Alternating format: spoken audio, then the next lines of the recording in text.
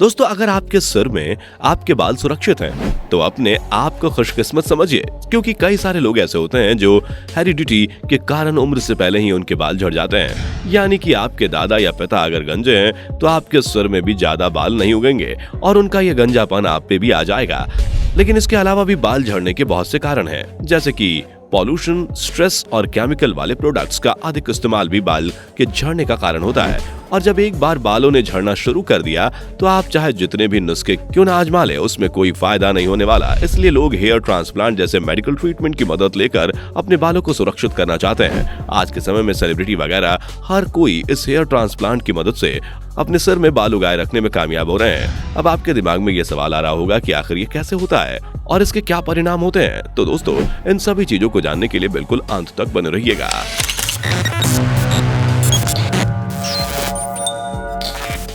दोस्तों, सबसे पहले तो हम आपको बता दें कि आज से कुछ सालों पहले हेयर ट्रांसप्लांट काफी महंगा हुआ करता था, लेकिन जैसे जैसे इसकी डिमांड बढ़ी और हेयर ट्रांसप्लांट करने वाली टेक्निक में भी इजाफा हुआ, वैसे वैसे इसके दाम में भी कटौती देखने को मिल गई, जिसकी वजह से आज के समय में एक आम आदमी भी हेयर ट्रांसप्लांट करवा कर अपने उजड़े हुए चमन को हरा भरा कर सकता है। पर हम आपको बता दें कि हेयर ट्रांसप्लांट करने के दो मेथड होते हैं, पहला FUT और दूसरा FUE।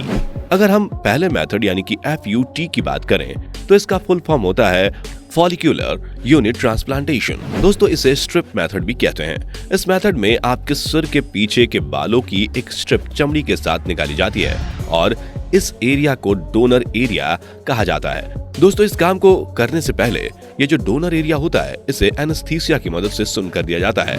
दोस्तों, डोनर एरिया से स्ट्राइप निकालने के बाद इस स्ट्राइप से बालों के ग्राफ्ट्स को अलग अलग कर दिया जाता है और जिस जगह पर बालों को लगाया जाना है, उस जगह को एनेस्थीसिया की मदद से सुन्न कर दिया जाता है।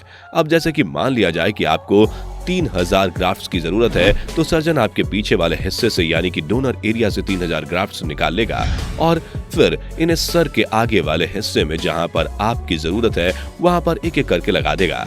अब इसके बाद क्या होता है, इस चीज को जानने से पहले हम दूसरे मेथड के बारे में जान लेते हैं। दोस्तों, अगर दूसरे मेथड की यानी कि FUE की बात करें, तो FUE का मतलब होता है फॉलिक्यूलर यूनिट एक्सट्रैक्शन। दोस्तों, इस मेथड में भी सिर के पीछे वाले भाग से बालों के ग्राफ्ट्स निकाले जाते हैं, लेकिन इसे निकालने का तरीका FUT मेथड से काफी अलग होता है, क्योंकि इसमें पूरी स्ट्राइप निकालने के बजाय केवल ग्राफ्ट्स को एक्सट्रैक्ट किया जाता है और फिर उन ग्राफ्ट्स को सिर के आगे वाले हिस्सों में लगा दिया जाता है, क्योंकि वही एक हिस्सा होता है जहां के बाल झड़ते हैं। अब आप समझ गए होंगे कि ये दोनों ही मेथड लगभग एक जैसे होते हैं, बस बात सिर्फ इतनी है कि इसमें ग्राफ्ट्स के एक्सट्रैक्शन के मेथड अलग अलग होते हैं। दोस्तों, अब आगे वाले हिस्से को बाल से अच्छी तरह से भर दिया जाता है, तो डोनर एरिया यानी कि जहां से बाल निकाले गए हैं, उसकी अच्छी तरह से ड्रेसिंग कर दी जाती है और यहीं पर हेयर ट्रांसप्लांट का प्रोसेस खत्म हो जाता है। दोस्तों, यूं तो अधिकतर इस हेयर ट्रांसप्लांट के प्रोसेस को 1 या 2 सेटिंग में ही पूरा कर दिया जाता है। हालांकि ये सर्जन की स्पीड और लगाए जाने वाले ग्राफ्ट्स की संख्या पर भी डिपेंड करता है। और जब ये हेयर ट्रांसप्लांट पूरा हो जाता है, तो ट्रांसप्लांट कराने वाले व्यक्ति को दवाइयां और डोनर एरिया के जख्म को साफ करने के लिए एंटीसेप्टिक दिए जाते हैं, जिसके बाद से वो खुशी खुशी अपने घर जा सकता है। दोस्तों, जाहिर सी बात है कि हेयर ट्रांसप्लांट हुआ है तो जख्म भी काफी गहरे हुए होंगे। हालांकि इन जख्मों को पूरी तरह से ठीक होने में 10 दिन से भी ज्यादा का समय लग सकता है और तब तक सिर को पानी से धोने के लिए पूरी तरह से मना किया जाता है। पर सबसे ज्यादा तकलीफ डोनर एरिया में होती है, इसलिए जब तक डोनर एरिया के जख्म ठीक तरह से सही नहीं हो जाते, तब तक एंटीसेप्टिक्स से उसकी सफाई करनी होती है। साथ ही स्कैल्प्स में नमी बनाए रखने के लिए स्प्रे दिया जाता है, जिससे दिन में कम से कम 3 बार सिर पर 8 से 10 दिनों तक स्प्रे करना होता है।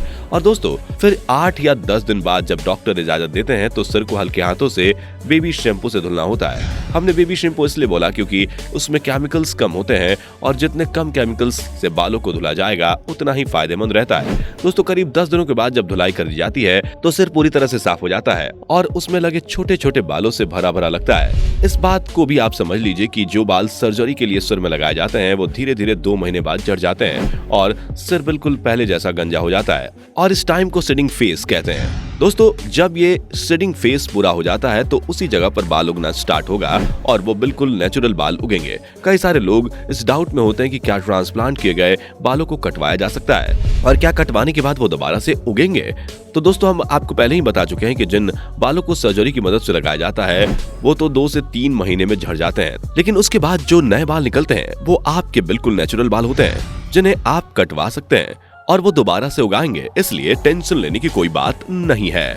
बस हेयर ट्रांसप्लांट के बाद जो दवाइयां दी जाती हैं उसे समय समय पर लेना होता है और वहां पर कोई भी लापरवाही नहीं बरतनी होती। और अंत में सिर्फ आपसे इतना ही कहना चाहेंगे कि कम पैसों के लालच में आकर हेयर ट्रांसप्लांट मत करवाइएगा, बल्कि सर्जन और उसके एक्सपीरियंस को पूरी तरह से चेक कर लीजिएगा। जब सब कुछ सही हो तब आप हेयर ट्रांसप्लांट करवा सकते हैं। बाकी आज के लिए बस उतना ही। आपको कोई भी डाउट हो तो कमेंट बॉक्स में जरूर बताइए और इस तरह की इंटरेस्टिंग वीडियोस को लगातार देखते रहने के लिए चैनल को सब्सक्राइब करना भी ना भूलें। धन्यवाद।